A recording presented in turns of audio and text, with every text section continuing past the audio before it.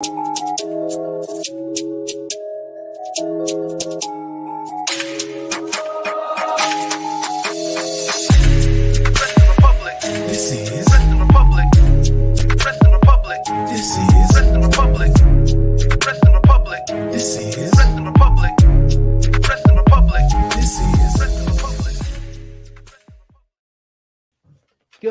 evening from London, wrestling fans. I'm your host, Ben Allison, and you are listening to Wrestling Republic's daily broadcast, your one-stop shop for professional wrestling insight, news, and reviews on a daily basis. And it's Saturday, which usually means Collisions tonight, but Collision is not tonight, and instead it is AEW's Full Gear pay-per-view. But that is not what we're going to be discussing today. Today we are talking last night's episode of Friday Night SmackDown. It was a bit of a weird one. And also, there's another thing which we just have to address. And that's yesterday's Collision review. Because, of course, Collision was on last night. Because of the pay-per-view tonight. And our Collision review, well, it got a little controversial in the comments, let's just say that much. We're going to get into that and so much more, but let's start things off by introducing the panel, and let's start things with the head of reviewing here at Wrestling Republic, Coby Galenzoski. Coby, how are you? I heard it was a night to bury, well, not night for me, it's night for you, but I heard it was a time to bury Collision, and of course I have to show up. I'm kidding. I'm not anti-AEW. We know this. I'm non-biased. But at the end of the day, I'm here on a Saturday. My prior commitments are over. I'm more available on Saturdays now if I need to be. I'm here. I'm ready to talk some of the good points of SmackDown, as well as talk about what happened with Collision last night. Yeah, and I mean, to be fair, right, it wasn't just Collision we have complaints about. SmackDown did forget about the brand split's, existence, it seems. But we will get into all of that and more. And we didn't hate all of Collision, by the way. And somebody who can go into a bit more detail about that, and we'll talk about it later in the show, but is the man who wrote that review, the controversial review, David Sheldon. David, how are you on this Saturday evening? I'm all right, thanks. So hello everybody. I'm excited to be here to talk SmackDown and talk a bit about the Collision episode from last night. It was a very odd show, a show that I found very hard to review for reasons that we will get into later on. It was a show that had some good in-ring action, as you will always expect from AEW. But as a whole, the show didn't work, and I'll get into more of that and explain why later on. But so I'm excited to get into SmackDown. Some actually quite interesting topics today, and obviously just a stacked night of wrestling last night, and obviously Full Gear tonight, which, despite my reservations about Collision, I'm still incredibly excited for. Absolutely, I will second that. I'm so pumped for Full Gear tonight. The card is stacked. And also, David, I'm going to be honest, we'll get into it later on, but I thought your review was excellent, right? And we will get into it. We'll explain why this overreaction is it's just absolutely ridiculous, but that's later on. Let's firstly talk about SmackDown. And let's firstly actually welcome the few people in the comments. We've got Cool Gamer in the comments. Hello, Cool Gamer. As well as Bobby Petito, who's revealing that JBL has announced Carmelo Hayes versus Josh Briggs and Blair Davenport for the Iron Survivor qualifying match on NXT this Tuesday. Those two matches, I'm sure, will be very exciting. And for Clark, Shard, and Drizzy to get into on NXT off the air next week. But let's kick things off by talking about SmackDown right here. And let's talk Damage Control. We know they've expanded. We know that Oscar and Kairi Sane have both joined the faction. Now that was made official last night on SmackDown. But Io Sky, well, specifically Dakota Kai, had an idea that they would go to War Games to face Charlotte Flair, Shotzi Blackheart, and Bianca Belair, along with a mystery partner on a week today now, Survivor Series War Games. And Bayley was like so confused about this. They clearly went over her head. She didn't really know what to think, and then she just went, "Oh yeah, that's fine. That's what I was about to say too. Yeah." And Drizzy on our Wrestling Republic X, or formerly known as Twitter page, said that this segment reminded him, well, this storyline reminded him a lot of the Chris Jericho, Kevin Owens one from a few years ago, and I do have to agree. I think Bayley is getting turned on very, very soon. But throughout the night, Charlotte, Bianca Belair, and Shotzi were trying to find a tag team partner, somebody to complete their, four-woman team for War Games, and they had no luck. And that was because Damage Control, each and every single time, would just come out of nowhere and take out their partner, or their potential partner. And at the end of the night, Bianca and Shotzi went up to Charlotte and said, "We have no choice, you have to call her." Who is her? Her is Becky Lynch. Becky Lynch was the fourth woman on the team. The show ended in an absolute brawl, as you would expect. I liked the brawl. I liked the build up to the partner reveal. The show told a good story throughout the show. And you guys know me, I'm a sucker for stories being told throughout the show, right? And this was done fantastically. My one complaint about this is, how on earth is Becky Lynch allowed in the building, right? Obviously, in a segment we'll get into later, Cody Rhodes did the same thing. But at least, Cody Rhodes got kicked out of the building afterwards. How on earth did Becky Lynch get in, and how was she allowed in? It's just absolutely crazy to me. This episode, they just decided to throw away the brand split, it seems.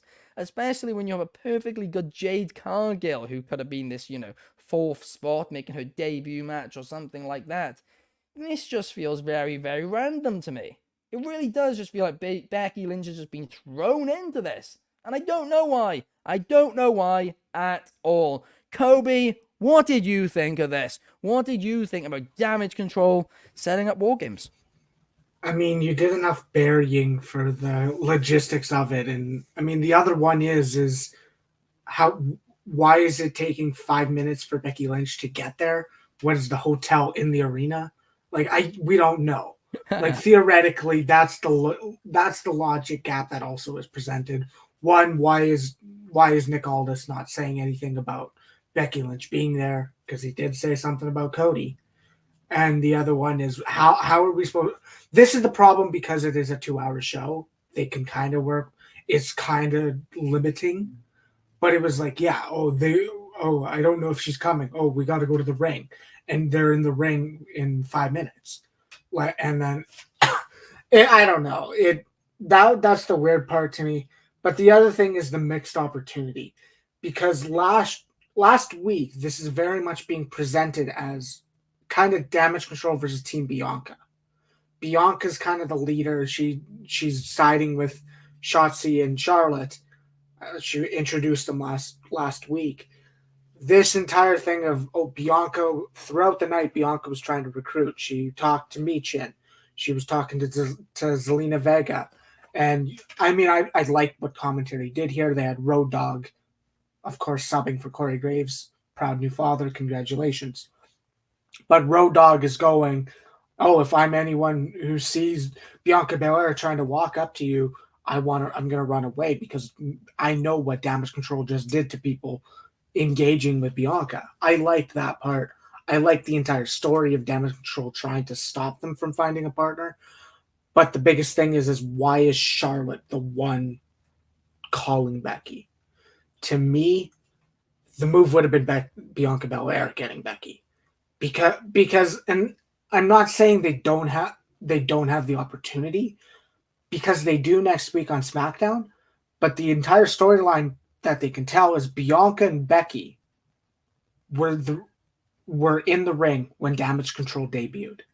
Damage Control debuted as a group, and while Bayley returned, Dakota and Io all returned as well. They returned at SummerSlam at the expense of Bianca and Becky Lynch.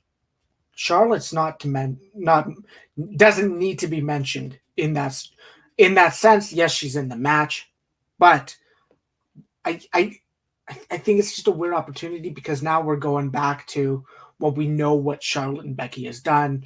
Charlotte fought Ronda for Becky in 2019, right? Yeah, 2019. No, 2018. Yeah, 2018. 2018. And then the 2021 with the awkward title swap, and then the opening contest. but I just think it was a mixed opportunity because it kind of took away the leader of the team and Bianca Belair out of the spotlight because it was Charlotte getting Becky. Yeah. No, actually, Coby, I'm going to be honest with you. That's not even something that I thought about. But now you've explained it. I mean, in all honesty here, right?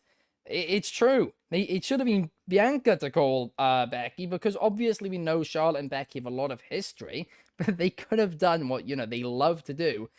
Can they coexist storyline? And I know they're doing that in the men's War Games match as well. So it wouldn't be something.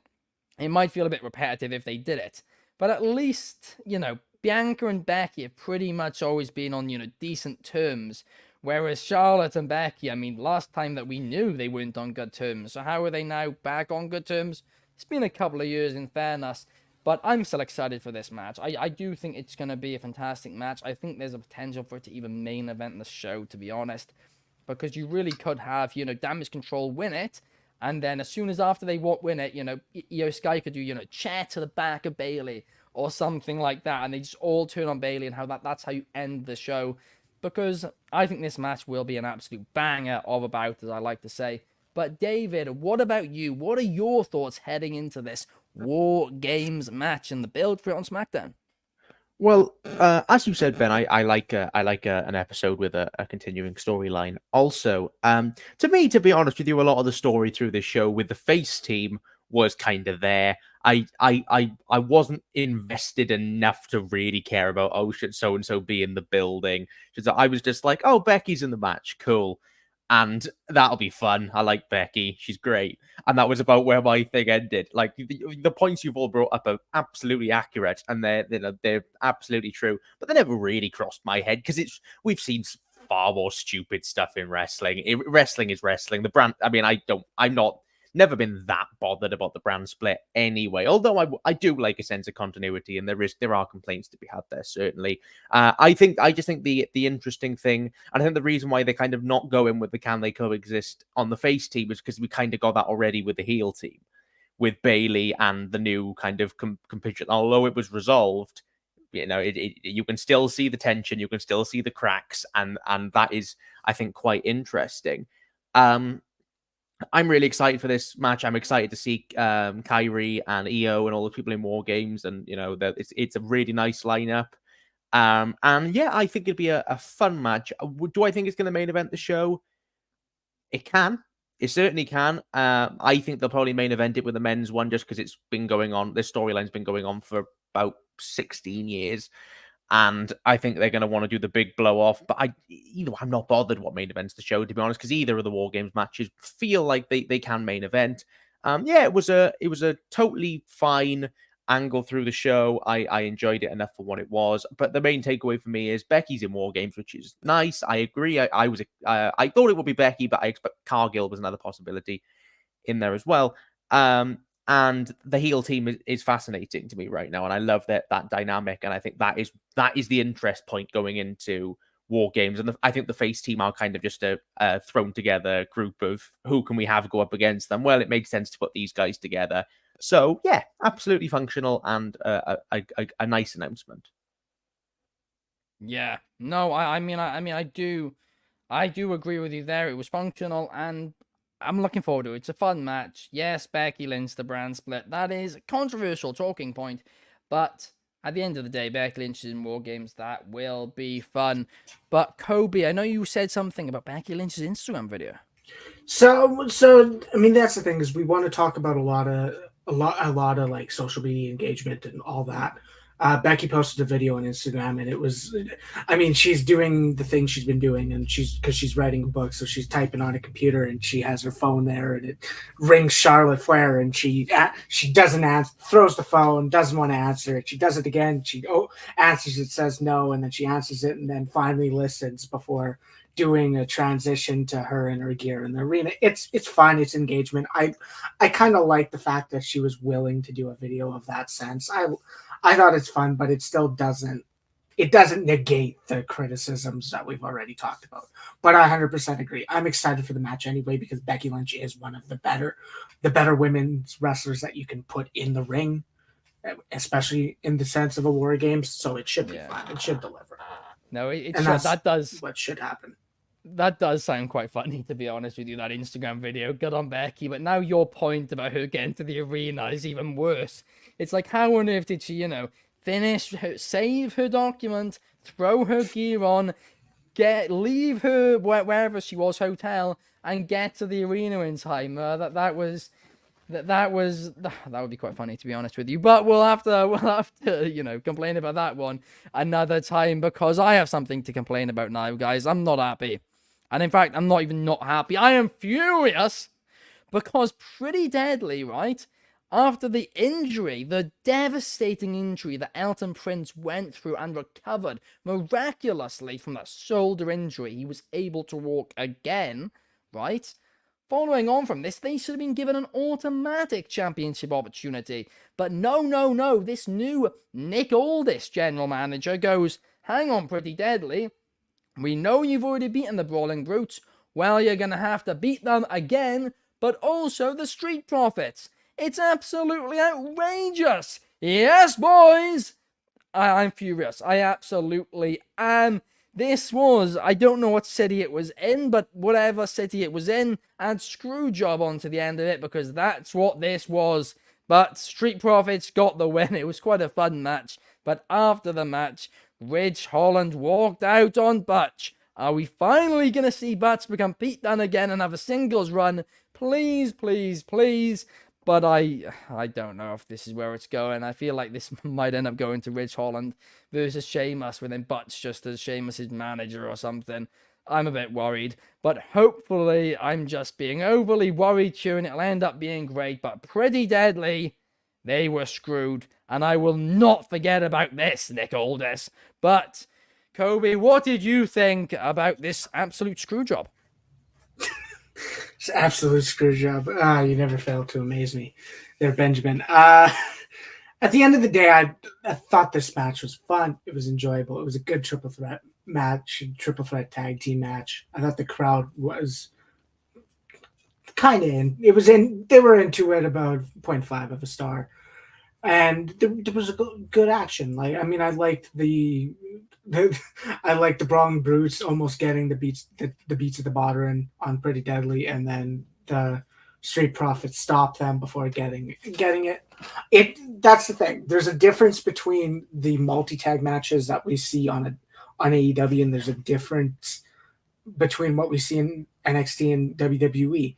The WWE ones are normally structured much better, and that's kind of the way I want to say it.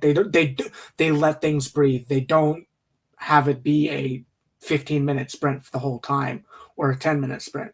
This had the time to shine. We saw Pretty Deadly getting a number of great spots as well. They didn't get pinned, so you have something to celebrate there, Ben. But this was the entire thing surrounding the Brawling Brutes. I always talk about how Ridge Holland and Sheamus introduced Butch. They said, you may know them as someone with a different name. We know him as Butch. Since the beginning, they planted the seeds that when they split, he's not going to be Butch anymore. And I assume that's what we hope for. Obviously, we know Sheamus hasn't been on TV in months. Hopefully he's doing good. Hopefully he returns sooner rather than later. But I hope he returns as that guy to kind of lay down the law. If we have tensions between Ridge and Butch escalating and they're getting heated and maybe they start to hit each other in the locker room for shots or for shots, but also like to motivate each other, you can see the tension building, and Sheamus is the one to mitigate it. He's the one to say it, to figure stuff out. Is this how does Sheamus return and turn heel, or does Butch go heel as well? We don't. I don't say we don't know, but I do think it was a little nugget for what's to come in the next 3-4 months. Yeah, no, absolutely. Hopefully this is a long-term storyline, and hopefully it's a long-term storyline which, like you said, brings out the Pete Dunne. Right, we know him as Butch, you know him as Pete Dunne. Hopefully that is the route they go down, and I will be a very happy boy if that is the case. But I'd be even happier if, yes, boys, Pretty Deadly win those tag team championships very, very soon, because they should be the rightful contenders, in my opinion. Whoever wins between the Street Profits and Judgment Day, they might as well be holding fake replica belts from WWE.com shop, whatever it's called, because Pretty Deadly, they're the real tag team champions. But now let's move on, right? Because when Nick Aldis arrived on SmackDown, he laid down the law very, very quickly. He said to Adam Pearce, I don't want any of your talent on Friday Night SmackDown, because Friday Night SmackDown is for Friday Night SmackDown talents. Well, no. Nick Aldis has changed his mind on that very, very quickly, because not only did Becky Lynch show up, but so did Axiom from NXT. And this is quite a funny trend I'm noticing now, right? It seems to be WWE's new approach to calling up mid-card talent is to call someone up, have them put on a fantastic match but lose to somebody, then for the crowd to just absolutely love them, then for them to be officially called up, then have a few matches, then to face another person from NXT, for them to put on a brilliant match, and then for the cycle to continue. So it seems like that's what's going on. Axiom and Dragon Lee put on a brilliant match, right? Axiom got over with the crowd quite quickly. I wasn't sure if he was going to, so I'm really glad that he was able to. Dragon Lee, what more can you say about him, really? He is just excellent. Every single time we see him on Friday Night SmackDown, it is a banger. It's an absolute banger of a match. And he is somebody who I do think could be a top mid-carder for WWE for the next not even decade, 15, maybe even 20 years. His in-ring style might limit that, but who knows? Because he is very, very young. And that's crazy because he's done so much in his career, right? I remember he had a New Japan. I remember when he went to New Japan and re-gimmicked himself a few years ago as Ryu Lee. And then obviously he went back to Dragon Lee in NXT, but I'm excited that he's getting these opportunities. And once again, it was a fun match. It was a fun mid-card match. I said it when we were complaining about Collision last week, right? I said then, I don't mind random matches at times, right? If it's like one or two, maybe tops two per show. But as long as it's, a bigger storyline, and the bigger storyline here was advancing Dragon Lee's character while also giving Axiom a bit of the spotlight. So as an individual thing in the middle of the show, I really, really enjoyed this. But David, did you? Oh yeah, yes, Axiom and Dragon Lee. Of course, I enjoyed it. It was great fun. This I was so happy when I saw that I had this segment to talk about. I loved this. I think that Axiom, formerly of course A-Kid in NXT UK, is just a terrific talent. And Dragon Lee is also a terrific talent. Put the two on for a bit of time and let them cook and let them have a great match, and that's exactly what they did. It's great to see that I was noting a lot more Lucha Libre kind of influences coming in since Dragon Lee's moved up to the main roster. Obviously, we've got Ray on SmackDown as well.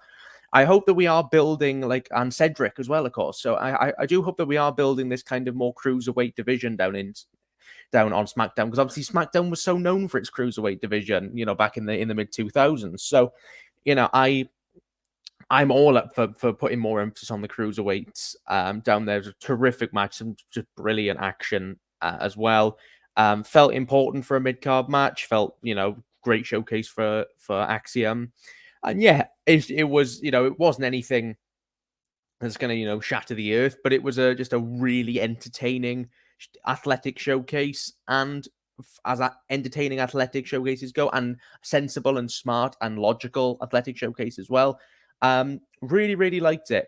And also, I'll just say that the Spanish fly that Axiom hit onto Dragon Lee went a little bit better than the one that Action Andretti hit on Roderick Strong on Rampage, because they landed on top of their heads. So it was nice to see one, because I watched SmackDown after Rampage. It was nice to see one that didn't result in near catastrophe. But yeah, a really, really fun match. And yeah, really, really enjoyed this. Well, I've just heard from our good friend Carty Carnett, the king of the dirt sheets, And he's actually told me, right, just now, that spot was not a bot that you were claiming on AEW Rampage. That was a very deliberate spot because Roderick Strong wanted to show how hashtag next strong that he is. No, I'm sure that's what some people will be claiming on Twitter, though. I'm absolutely sure about that. Do you know what? Of all, the sad thing is, of all the wrestlers it could have happened to, because he's okay from I think he's okay. He seemed okay on the broadcast. I'm hoping everything's fine. But you know, match was finished. But the story was then made around it on commentary and the Kingdom getting in the ring and everything. So actually, they did cover for it very well. But of all the wrestlers it could happen to, it is the most logical for it to happen to Roddy. But it was just like there's also some sort of deep irony in that as well. I'm so glad, obviously. Well, hopefully he's fine, right? But if there was any, issue with it or whatever, right? And maybe maybe he has to be careful for the next 4 weeks or something like that. Just got to take it easy. They could do a Boy Who Cried Wolf story, where like Adam Cole's just not believing that he's hurt, and he's like, "No, Adam, I'm hurt," and Adam Cole's like, "Yeah, of course you are." But no, I mean that would certainly be something. But let's talk about something else, which was something, and that was "Just Sold My Car" to Santos Escobar.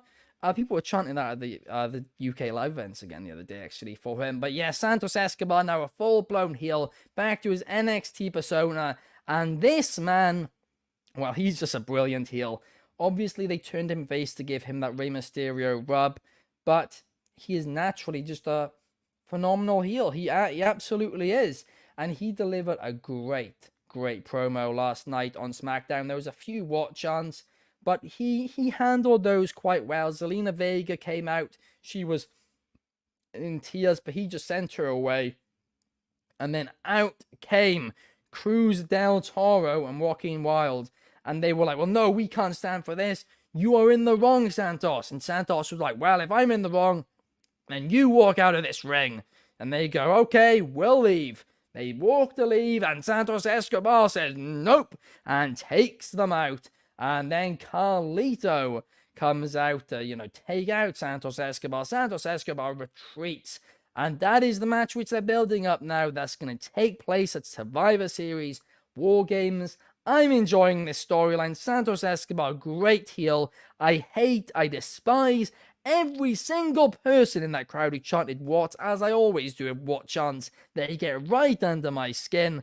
But great job everybody involved in the segment. Coby, what is your thoughts? And that's the thing, because I share very similar sentiments with this promo. The one thing that, I mean, as you were saying it, when Santos called out to his, I guess, former Legado del Fantasma mates in Joaquin Wilde and Cruz del Toro, he actually called him Raul, because he was Raul Mendoza, and they changed his name. And I that just popped into my mind. I thought I totally didn't click it because I like that name better than Cruz del Toro. But look, that's the thing. We had Santos going, I hope your surgery didn't go well. I hope you get infected. I hope you have to amputate your leg. Like, I mean, that's crazy for a heel to say, I think. But it just shows that this was worth it, because it was 13, I guess, just over a year ago, Legado del Fantasma debuted and had little to no juice because they really only had Zelina Vega as the only known member of the group.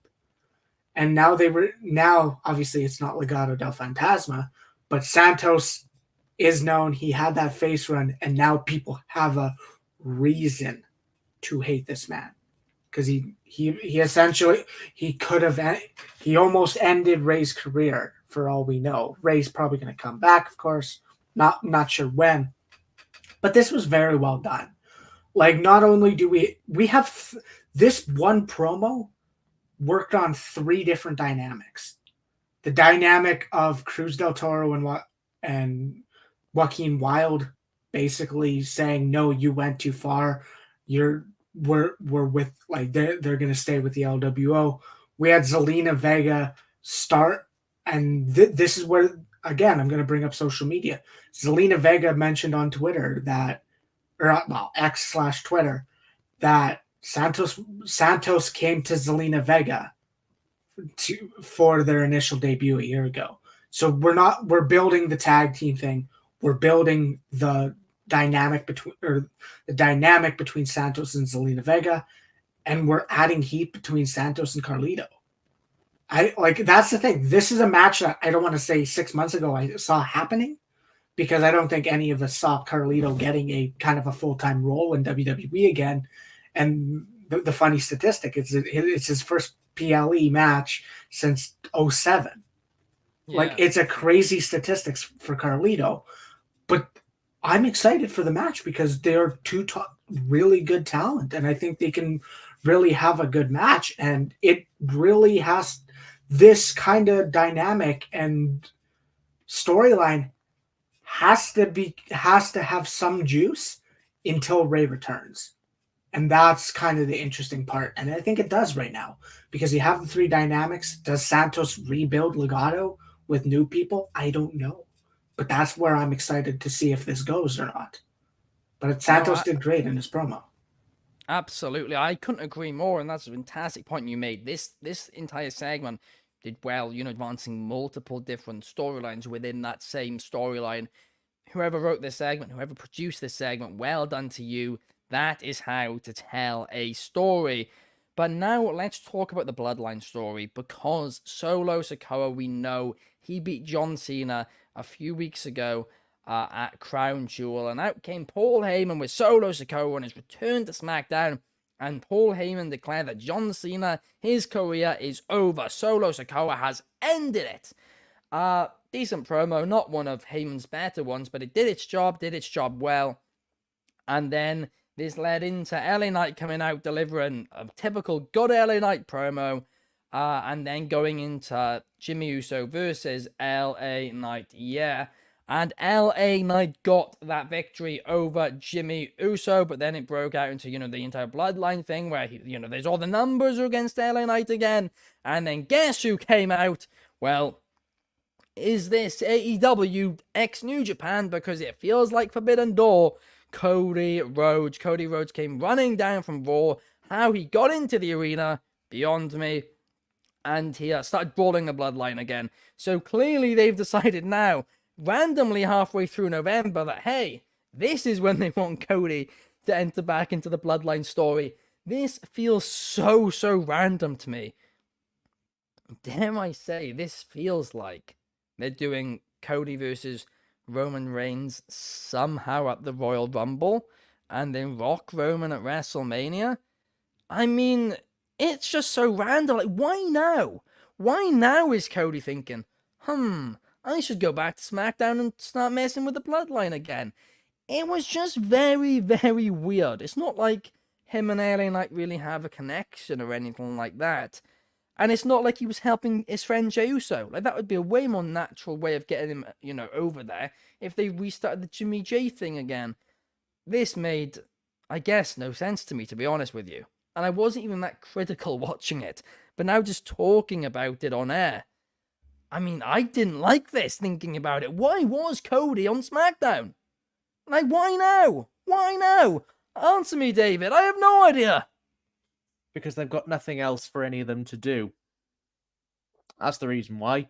Fair enough. That's what I think it is. I think they're just looking at it and going, well, we need something for LA Knight to do for a bit. And I don't think we've got a lot for Solo for the time being after he's beaten Cena. Looking around at the big stars and thinking, ooh, unless you want to bring Styles in, I feel like he's the only one now, who I think will be the next challenger for Roman at some point. But they could have started that. But I think they were just like panic stations. It did feel very random. The main event to me was all right. It's fine.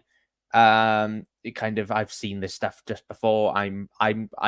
Jimmy Uso is stone cold right now. He is absolutely stone cold. It's like Solo is. I wouldn't say he's as over as Stone Cold personally, David. I think that's a bit of a stretch. Let's not go down. Oh dear. It's just he's really boring right now, and it's a shame because I like Jimmy, and he's more interesting when Roman's there, and Roman's not there at the moment. So for the time being, while Roman's not here, you've just got to spin wheels, and this really felt like wheel spinning. It was fine wheel spinning. But this is kind of my thing with SmackDown. I have the same problem with Raw as well, to be honest. And with WWE is that like a lot of their main event stories can just feel like we're just like there are quite a lot of weeks that are just, oh, we'll just spin the wheel still next week, do the same sort of thing again, just with and kind of like the Cody stuff just did feel very weird. And I don't dislike the fact Cody's there. I love Cody, but he's in the War Game stuff, so it feels like that's where he should be right now. And it feels like he's now balancing two different things, and I don't necessarily know whether they both gel. With that said, I do think that there is interesting possibilities for Cody back with the bloodline. It's just, I agree, it did feel like a very weird point to bring him back into the fold. Yeah, no, absolutely. In the middle of a War Game story, a story which is meant to be a huge blow-off match with the Judgment Day, just suddenly reviving the Bloodline Cody story, it just felt weird.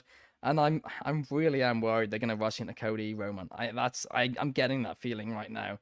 It feels like The Rock versus Roman Reigns is what's cooking for WrestleMania. But now let's talk about the alternative product, All Elite Wrestling. They're gonna have a great pay-per-view tonight. Hopefully, I'm very much looking forward to it. But last night's Collision, right?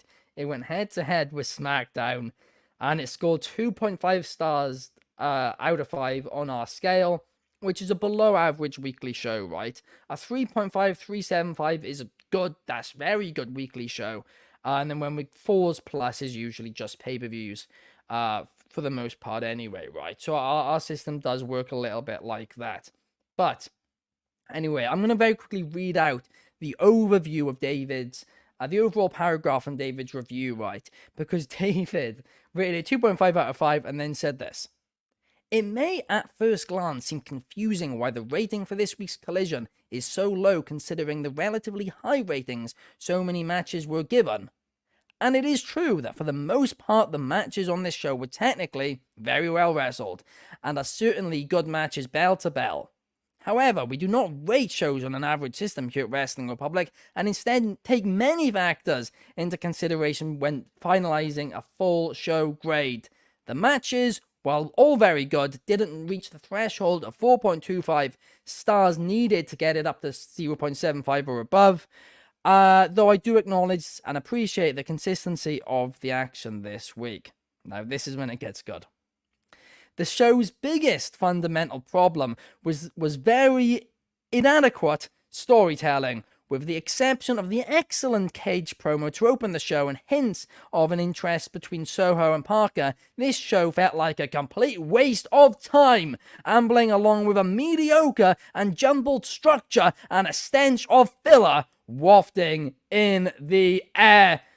Well, that review, indeed, you did not mince your words, David. I'm going to pass it to you. What did you think about AEW, Collision? And what do you think about, I guess, the backlash we're getting? Well, I mean, first of all, what I'll say is that with regards to, I 100% expected backlash from this when I put the review out there, and you know what? I understand why, because the matches, as I said in the review, not kind of the Instagram can only give you so much. That's why I encourage people to go and read the full review so they can get a sense of exactly why I've rated things the way that I have. The matches were rated fairly highly. A lot of them were around the 3.5 mark. We had 1.37, that was Wheeler and Buddy. And then you had a 3.25 in there, and the main event got 3.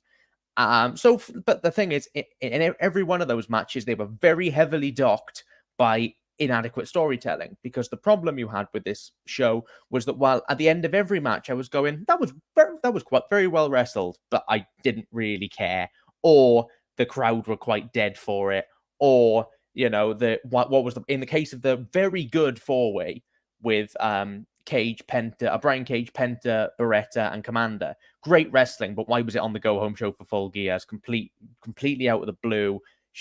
not worthy, shouldn't be on that card. You had two fairly meaningless squashes in there as well. So while a lot of the matches were proficiently rated in terms of their fundamentals were good, their psychology was good, their innovation may have been good, particularly in that four-way. It's not enough for an overall show, and sometimes those are just technicalities in the way we rate things. But at the end of the day, I looked at it, and when I was going through the final rating, I thought to myself, storytelling was not good enough. For a go-home show, it was very poor. The opening segment with Christian Cage was brilliant, and then everything else was very middling. Even the MJF promo to close the show was, for the most part, just recapping stuff we already knew. It felt massively like filler. The show structure just felt like matches had been thrown in any random order. I never really knew what was going to be the main event, what was going second, third, fourth. It was just stuff happening. And the squashes also hurt that as well. Atmosphere started strong, and then the crowd died halfway through and never really came back. I should say I didn't hate the show. It may seem like I did, but I promise you I didn't hate the show. There was good stuff in there. It's just, it frustrated me so much because the in-ring product was good. It wasn't fantastic. There wasn't a blow-away barnstormer match that would push the match rating up, particularly to 0.75 or higher. But the overall action was consistently of a good quality, as it always is with AEW. But the problem is that they just didn't give you enough structural reason to care, storyline reason to care. Felt like stuff was being put through too early. There was like the DQ ending to Dax and Roosh was really disappointing and set the wind out the sails of the match. There was just so many things like that, and they just built and built and built and built. And so even though individual segments on this show, if you just took them one by one, they're all good enough, as an overall package, the show does not work. And that's why I gave the rating that I did. And I'll say, to finish off, everyone is entitled to their own opinion on these shows, 100%. But all I'll say is, when I did the Dynamite review on Wednesday, and I praised the show, and then got hate from everybody telling me it was terrible, and that I was, pro AEW. Then on Saturday, yesterday I gave Collision a negative review, and I get told the opposite. I can't really win. I just watch the show and tell you what I think. And if you disagree with me, tell me why I'm wrong. But this show I really struggled to rate, but in the end I couldn't get past just how bizarrely sort of nothing the whole show was. It felt like they hadn't tried, and they just left it to the performers to just go out there and try and make something of it, which they nearly did. But as a show, it didn't work. I'm really sorry, guys. I hope Full Gear is great. No, I'm going to be honest with you, David. I struggle to disagree with anything of what you put, to be honest. I think the hate is due to a couple of things. One, I think people do just like to hate, and they found an opportunity here and they just jumped on it. Secondly, people not understanding our system. I'm currently trying to figure out a way to reshuffle the last slide I do on the reviews each time, where I say go to the link and bar to watch to read the full review, but to try and explain it on there. But even then, I know people aren't going to read it. But my biggest issue with the show was actually that Saraya and Ruby Soho main evented against Hikaru Shida and Chris Statlander, when Shida and Statlander have two completely separate matches tonight. That was the biggest turn off for me. But Coby, very, very quickly, what do you think about, what did you think about the show? Do you agree with the criticism? See, that's the thing, is criticisms are always worth having. And I think that's the thing. Like, I personally had to, I can't watch it live based on being in Canada. It's behind a paywall, but I've done as much as I can to see what I need to read what I can read surrounding this match. And I think it's a valid criticism. They are valid criticisms. That's the thing. You can have a entertaining show with good matches, good wrestling, or great wrestling, and it can be an ineffective show. And that's to me what it seems like. Is there were enjoyable matches like the 4-way, like Roosh and Harwood, like the other few matches. But as an ineffective show, this was meant to be this was one of the go home shows. Collision's technically supposed to be tonight, but they ended up moving it because of putting the pay-per-view on Saturday. I like them on Saturday more than Sunday, but at the end of the day, the criticisms are valid. And if it's not you shouting in an empty room, then it seems possible to say that. And other people are sharing the same value or same criticism about it. So I don't think they're invalid. No, absolutely. And, we talk about criticisms. Well, praise is also nice. If you guys did like this episode, then please hit the thumbs up and subscribe on YouTube. Over on Twitch, give us a cheeky follow. And over on Spotify, a cheeky 5 stars always makes my day. Thank you to Coby. Thank you to David for joining me. It's been a great show. We'll be back same time tomorrow to talk All Elite Wrestling's Full Gear pay-per-view. And hopefully we'll have a lot to praise. Thank you guys and enjoy your night. We'll see you guys tomorrow. Peace.